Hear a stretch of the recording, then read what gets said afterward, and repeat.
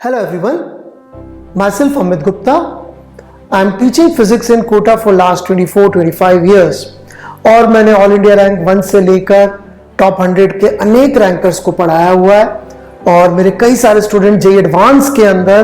दोनों पेपर में से पूरे मार्क्स लाए हुए हैं और हम लेके आ रहे हैं आप लोगों के लिए इस चैनल पे एक बहुत स्पेशल सीरीज जिसमें हम बात करेंगे और डिस्कस करेंगे जेईई के प्रीवियस ईयर क्वेश्चंस की। जेईई एडवांस के प्रीवियस ईयर क्वेश्चंस के बारे में हम स्पेसिफिकली बात कर लेंगे। तो थोड़ा सा हम लोग समझ लेते हैं कि इस सीरीज में मैं क्या कवर कर रहा हूं, क्या आपको एक्सपेक्ट करना चाहिए, क्या चीज हो रही होगी और क्या हमें नहीं करना चाहिए regarding previous year JEE questions. देखिए, सबसे पहले जेईई एडवांस जो है, आप मेरे और भी वीडियोस में ये चीज देख सकते हो, उसके बारे में मैंने काफी डिस्कस किया है कि जेईई एडवांस की प्रिपरेशन में एक बड़ी स्पेशल चीज है, वो ये कि इसके क्वेश्चंस रिपीट नहीं होते हैं। रिपीट नहीं होते, कहने का मतलब एक पर्टिकुलर टाइप का क्वेश्चन आ गया तो अगले सालों में आपको उस टाइप का क्वेश्चन देखने को नहीं मिलेगा। तो जैसे हम ये सुनते हैं कि रिपीट नहीं होते हैं तो हमें लग सकता है कि शायद पीवाईक्यू जेईई एडवांस का कोई बहुत ज्यादा यूज नहीं है। हाँ, इस चीज के लिए तो बिल्कुल भी यूज नहीं है previous year question JEE advance का कि अपन ऐसे सवाल सॉल्व करेंगे और ऐसे के ऐसे सवाल एग्जाम में आ जाएंगे और अपन से हो जाएगा। और ऐसे कैसे का मतलब उस टाइप के आ जाएंगे, दोनों में से कुछ नहीं होने वाला है। ना उस टाइप के क्वेश्चन आने वाले हैं, ना उसके आसपास का कुछ आने वाला है जेईई एडवांस के अंदर। इनफैक्ट कई लोग इस तरह से प्रिपरेशन करते हैं कि वो क्या करते हैं, प्रीवियस ईयर क्वेश्चंस को सॉल्व करते हैं, उनकी ट्रिकें सीख लेते हैं कि इस पर्टिकुलर ट्रिक से ये सवाल सॉल्व हो जाएगा, उस पर्टिकुलर ट्रिक से वो सवाल सॉल्व हो जाएगा और वो एक्सपेक्ट करते हैं कि चलो अपन ने इस जेईई एडवांस के सॉल्व करने की ट्रिक सीख ली, अब अपन को ये ट्रिक वहां जाके यूज कर लेंगे। इनफैक्ट मैं आपको मेरे साथ में जो हुआ बताता हूँ, काफी साल पहले की बात है, इट इज अराउंड 95, जेईई 95 जो मैंने दिया था, वहां पे मेरे साथ क्या हुआ, मुझे बताया गया कि भाई ये ज्योमेट्रिकल ऑप्टिक्स है, अपन ने उसका पढ़ लिया, तमीज से पढ़ के चले गए। जो भी किताब उस जमाने में आती थी, कोचिंग का जो भी मटेरियल था, बहुत ज्यादा नहीं था लेकिन जितना था हम पढ़ के चले गए। हम जेईई का पेपर देने पहुंचे तो वहां पे सवाल आया ज्योमेट्रिकल ऑप्टिक्स का, बहुत शानदार सवाल जिसमें वेक्टर्स का यूज हो रहा था रे ऑप्टिक्स में। That was the first time हमने वेक्टर्स और रे ऑप्टिक्स को साथ साथ देखा था। क्या जब मैं पढ़ाना शुरू किया तो कुछ सीनियर टीचर्स थे, वो भी पढ़ा रहे थे, तो उन्होंने बताया भाई ये चीजें पढ़ानी होती है। तो मैंने देखा उसमें एक टॉपिक ऐड हो चुका था, using vectors in geometrical optics. मेरी बात समझ में आई क्या आपको? यदि कोई टिप और ट्रिक आपने सीख भी ली जेईई एडवांस के सवाल के लिए, पीवाईक्यू को देख के जेईई एडवांस के पीवाईक्यू से, वो यूज होती आने के पहले, यदि वो आया नहीं होता तो फिर भी यूजफुल होती। आ चुका, उसके बाद वो ट्रिक बना के रिवर्स इंजीनियरिंग करके आपने देख भी ली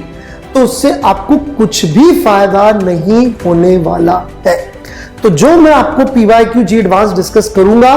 वो क्यों करूंगा, उसके पीछे क्या पर्पस है, मैं उसमें अपनी तरफ से क्या एडिशन कर रहा हूं, ये मैं थोड़ा सा आपको बताता हूं। तो रीजन क्या है, why we are going to discuss previous year questions from JEE advance, PYQs of JEE advance क्यों डिस्कस करने चाहिए। देखिए, सबसे पहला रीजन तो है to get familiar with JEE philosophy and language. With आजकल ये मुझे जेईई एडवांस बार बार इसलिए बोलना पड़ रहा है, कुछ बच्चों को लग रहा है सर जेईई एडवांस क्यों बोल रहे, सिंपली जेईई क्यों नहीं बोलते थे शॉर्ट में। देखिए, जेईई मेंस और जेईई एडवांस में फिलॉसफी, लैंग्वेज, थॉट प्रोसेस वगैरह का बहुत ज्यादा अंतर है। इनफैक्ट जेईई मेंस में तो मुझे ऐसा लगता है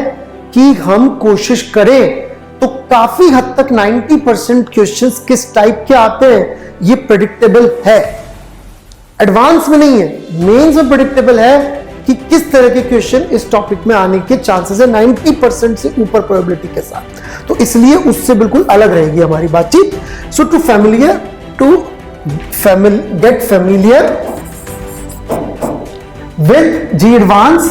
फिलॉसफी एंड लैंग्वेज। लैंग्वेज भी बहुत इंपॉर्टेंट चीज है क्योंकि कई बार क्या होता है, जो आप पेपर्स देते कुछ देते, उसमें हर टीचर का एक बायस होता है, वो अपनी तरफ से अपने वर्ड्स ऐड कर देता है, अपनी पर्टिकुलर लैंग्वेज सिखा देता है बच्चों को, जो जरूरी नहीं है नेसेसरली जेई में वही लैंग्वेज आती हो। तो जेई एडवांस करने के प्रीवियस ईयर क्वेश्चन करने का एक बड़ा इंपॉर्टेंट रीजन तो होता है कि आपको उनकी लैंग्वेज की जो डिस्टिंक्ट, और ऐसा नहीं सारे पीवाईक्यू एक ही तरह की लैंग्वेज में होते हैं, परंतु जिस भी तरह की लैंग्वेज में होते हैं वो लैंग्वेज से आप अपने आप को फैमिलियराइज कर सके कि इस तरह से जनरली इस टॉपिक में बात की जाती है, इस तरह से इस टॉपिक में पूछा जाता है। एटलीस्ट इस चीज से आप अपने आप को फैमिलियराइज कर सकेंगे। फिलॉसफी का क्या मतलब है? फिलॉसफी का मतलब बेसिकली ये है कि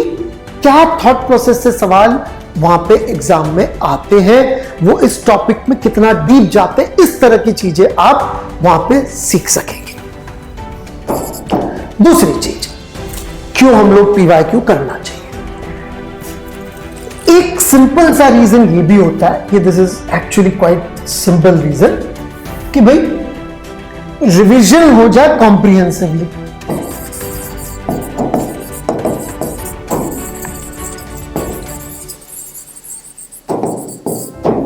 इसमें दो चीजें, एक कोई टॉपिक अपन से ना छूट जाए, वेरी इंपॉर्टेंट, कभी कभी टॉपिक ही छूट जाते हैं, या फिर कोई टीचर ने या आपने कोई टॉपिक को बहुत ज्यादा वेटेज देके पढ़ लिया, पढ़ा लिया,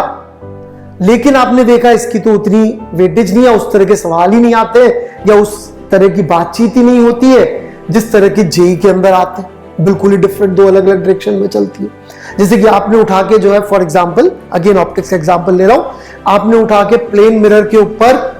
50 सवाल कर रखे, and if you open JEE advance of last 30 years, probably आपको कभी प्लेन मिरर पे सवाल नहीं दिखेंगे, क्योंकि जनरली स्फेरिकल मिरर से ही वो अपना सिलेबस की शुरुआत मानते हैं। दैट डजंट मीन कि आपको नहीं करना चाहिए, बट उतनी वेटेज देने की जरूरत है कि नहीं। रिवर्स इज ऑल्सो ट्रू, कोई चीज जो जेई में अपन देखते हैं बहुत आती है और अपन ने उसको कराई कम, वो भी बहुत गड़बड़ है मामला, क्योंकि आपको कम अच्छी लगी थी, कम समझ में आई थी, या टीचर जहां पढ़ रहे थे उन्होंने आपको वो चीज कम पढ़ाई, वॉट एवर रीजन, ऑलराइट, तो वो बायसनेस हट जाती खुद की, और जिस कोचिंग से आप पढ़ रहे थे वहां की बायसनेस हटके आपको जेई की बायस हो जाएगी, जेई में ये लैंग्वेज आती है और इस टॉपिक की वेटेज कम या ज्यादा हम बहुत ज्यादा प्रेडिक्ट नहीं कर सकते, लेकिन एक्सट्रीम सिनेरियोस तो प्रेडिक्ट कर सकते हैं कि मान लीजिए मैंने एक चीज में 50-100 सवाल किए, वो आई ही नहीं है, 30 साल से आती ही नहीं है, कोई बहुत रैंडम सी चीज है, ऑलराइट, तो वो भी आपको आइडिया लग जाता है कि भाई पढ़ लेते हैं लेकिन उतना जान देने की जरूरत नहीं है इसके पीछे, और कोई चीज जो अपन ने बिल्कुल ही छोड़ दी है वो वहां पे अच्छी खासी आ रही है, तो ये आपको एक आइडिया लग जाएगा। So that is one of the reasons. दूसरा, ये दूसरा हो गया। इनफैक्ट तीसरा, जब हम पीवाईक्यू डिस्कस करेंगे, खासकर मैं जो अपना इनपुट दूंगा, मेरा इनपुट जनरली पीवाईक्यू कराते हुए आपको ये रहेगा कि देखिए ये कॉन्सेप्ट कितने अलग तरीके से यहां पे अप्लाई हो रहा है। That is what I would be trying, कि कॉन्सेप्ट का एप्लीकेशन, नॉट ट्रिक्स, बिल्कुल भी ट्रिक्स पे नहीं जाऊंगा मैं, दिस इज माय प्रॉमिस, कि देखिए कॉन्सेप्ट का एप्लीकेशन कितने वेरीड सिनेरियो में हो रहा है। जैसे कि कई बार ये भी सीखने को मिलता है कि दो टॉपिक्स या दो कॉन्सेप्ट जो अलग अलग होते हैं, बिल्कुल जैसे कि वो ज्योमेट्रिकल ऑप्टिक्स में वेक्टर का यूज ये जेई ने किया हुआ है, इसका मतलब कोई भी और अलग अलग चीजों को वो मिक्सअप कर सकते, तो इस तरह का आइडिया, और आप डायरेक्टली ये देख पाते हैं, खासकर जिस तरह से मैं डिस्कस करूंगा पीवाईक्यू, कि जो अपन ने एक बहुत फंडामेंटल बेसिक चीज पूछी थी, देखिए ये उस बेसिक से कैसे रिलेट हो रहा है जेई का question. This is going to the most critical of my discussion of PYQ with you. And lastly, unfortunately थोड़ा सा मेरी तबीयत पूरी तरह से सही नहीं होने की वजह से ये जो आज सर लोगों के साथ में एक इवेंट हो रहा है, मैं वहां पे फिजिकली प्रेजेंट नहीं हो पा रहा हूं, लेकिन इस चैनल पे मैं आप लोगों के साथ अवेलेबल रहूंगा जेई के एग्जाम तक, discussing maximum PYQ of JEE advance and learning from them, कि देखिए इस पीवाईक्यू से हम कौन सा कॉन्सेप्ट कैसे सीख सकते हैं। So thank you very much.